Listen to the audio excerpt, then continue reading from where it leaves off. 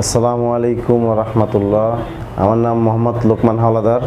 আমি আমার ছেলে গতকালকে সকাল 6 ঘটিকায় সিডি আবাসিক 1 নম্বর রোড থেকে হারিয়ে গেছে।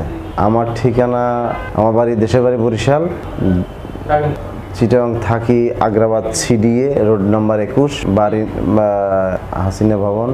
হারাই গেছে মসজিদ থেকে, মাদ্রাসা থেকে নামাজ পড়ে ছেলেরা হাঁটতে বেরিয়েছিল। সবাই বের হওয়ার পরে আমার ছেলে হঠাৎ অসুস্থ বোধ করে। অসুস্থ বোধ করার কারণে ও তাৎক্ষণিক মাদ্রাসায় চলে যায়। ছেলের নাম মোহাম্মদ সাদিক হোসেন রিফাত, বয়স 13, উচ্চতা 4 ফুট 7 ইঞ্চি।